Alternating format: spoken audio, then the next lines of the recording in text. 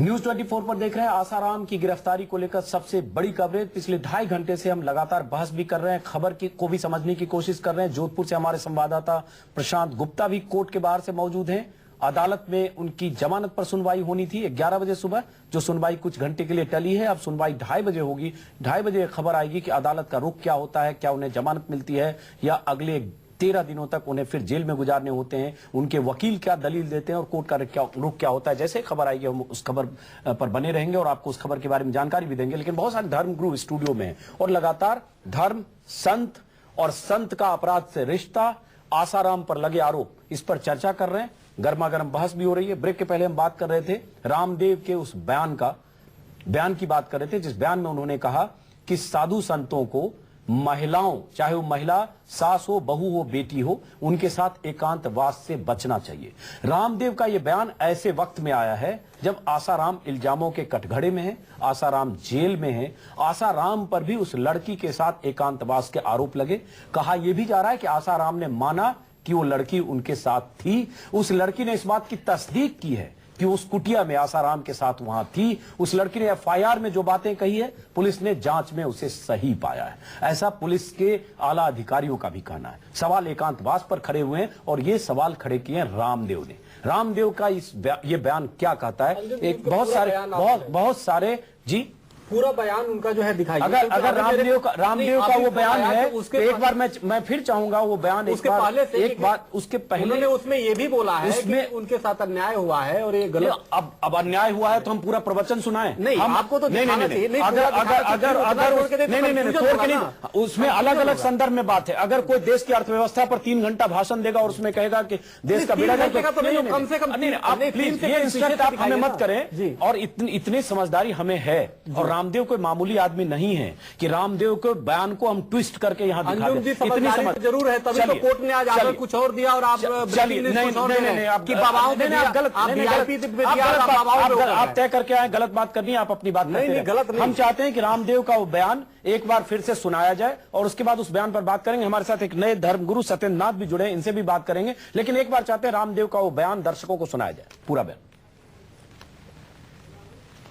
शास्त्र में लिखा है, माता स्वस्त्रा दुहिता व न विभक्ता सनो भवे, बलवान इंद्रिय ग्रामो विद्वान समापि कर्षो। माँ हो, बेटी हो, सासू माँ हो। ये मुझे लगता है ये बयान आखिरी में थोड़ा सा कटा है, इसको दोबारा फिर से चलाया जाए जिसमें पूरी बात आए, जिसमें उन्होंने कहा है कि के साथ एकांतवास नहीं करना चाहिए। हम वो दोबारा सुनाएंगे। लेकिन जो रामदेव ने कहा, जो आपने सुना, चूंकि बाकी लोगों से हम बात कर चुके हैं, क्या लगता है कि एकांतवास संदिग्ध होता है या एकांतवास में साधुओं के चरित्र पर संकट आ जाता है? ये कभी नहीं, ये हम लोगों की कमजोरी होगी।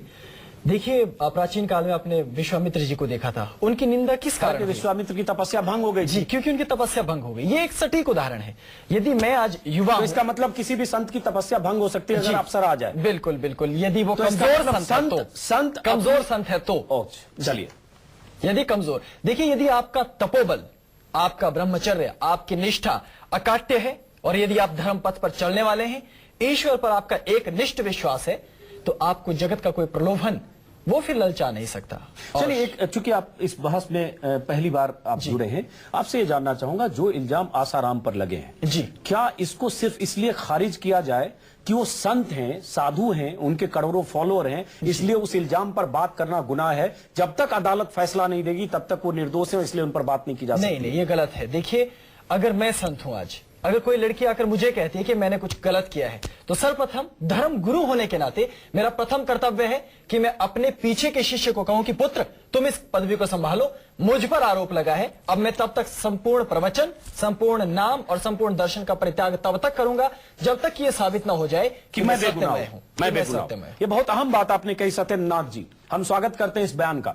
इन्होंने कहा कि जब तक साबित न हो जाए कि किसी संत पर अगर आरोप लगे, उस संत का फर्ज बनता है कि जब तक साबित ना हो जाए कि वो बेगुनाह है, तब तक उन्हें अपनी पदवी छोड़ देनी चाहिए। तो आप ये इस हिसाब से आपके इस बयान का मतलब निकाला जाए तो आसाराम को क्या करना चाहिए जब तक वो बेगुनाह साबित ना हो? सर्वप्रथम उनको अपने यथा योग्य सुयोग्य शिष्य को, उनको एक महान संत होने के नाते उन्हें गद्दी देनी चाहिए, क्योंकि देखिए वो एक विराट संगठन है, इतने लाखों अनुयायी हैं, उन्हें अनाथ न छोड़ा जाए।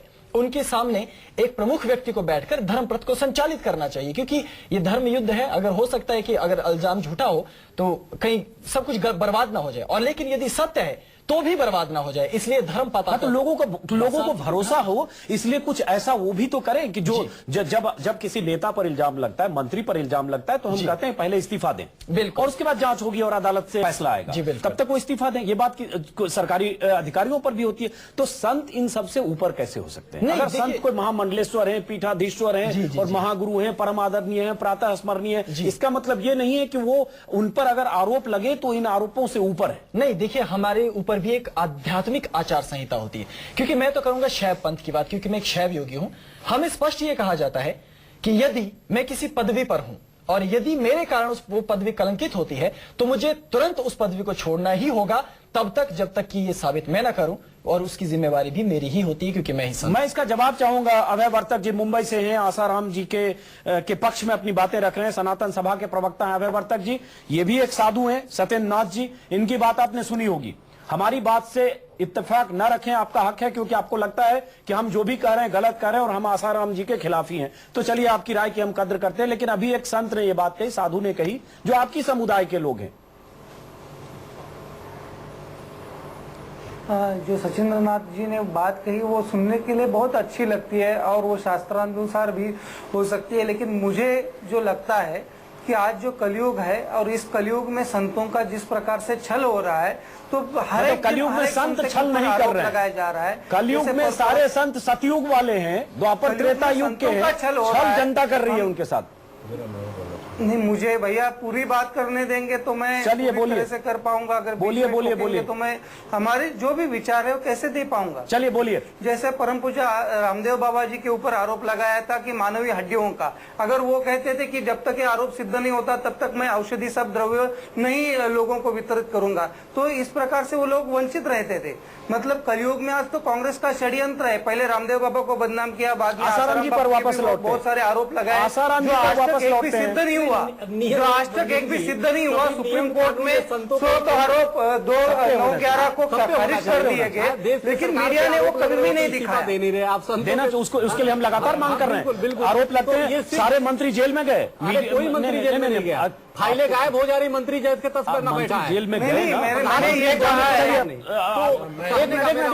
उनकी बात सब पे लागू होने चाहिए। जेल में आधा दर्जन नेता जेल में गए और मंत्री की कुर्सी गई, मुख्यमंत्री को इस्तीफा देना पड़ा, मुख्यमंत्री को इस्तीफा देना पड़ा। जनरल नॉलेज ठीक कर लीजिए, 6-7 बड़े नेता जेल में रहे, ये पता होगा आपको। चलिए एक मिनट पहले उनकी बात, पहले 30 तारीख तक नोटिस, हमने उनसे सवाल पूछा, 31 को अरेस्टिंग दे दिया। बताओ क्या बात करने के लिए देंगे तो 30 तारीख तक डेट दिया था कि 30 तारीख तक नोटिस दिया, आप हाजिर हो, मैं इसको हाजिर नहीं रहता हूँ, 30 तारीख को हाजिर नहीं हुए। मुझे सबकी आवाज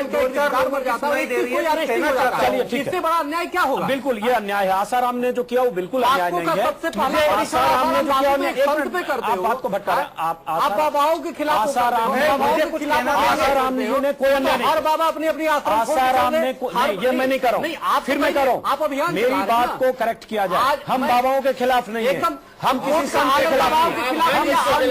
अगर अभी आज सुप्रीम कोर्ट का आदेश आया है, अगर इल्जाम लगा है, हम किसी के खिलाफ आज अभी सुप्रीम कोर्ट का ऑर्डर वीआईपी के लिए आया है, वीआईपी सुरक्षा के लिए आप बाबा जोड़ दे रहे हैं, उसमें तो बदनामी वाली चीज है। बाबा जोड़ दो, स्टिकर लगा दे, बाबा चिल्लाकर, अगर एक मिनट मिश्रा जी, अगर बहस को चिल्लाकर आप कंट्रोल आप करना चाहते हैं, नहीं बात आपकी शिष्टाचार से बात करते हैं, शिष्टाचार से जरा बात। देखिए मैं आपको ये तो बता दूं कि संतों को ना तो सरकार गिरा सकती है ना कानून, अगर हम सत्य के पथ पर हो। देखिए कानून को मैंने भी माना है, मेरे गुरु ने भी माना है, हमारे पूर्वजों ने भी, क्योंकि दादा परदादा ने इस संविधान को मान्यता दी है, तो मेरे लिए गीता भी पवित्र है, संविधान भी।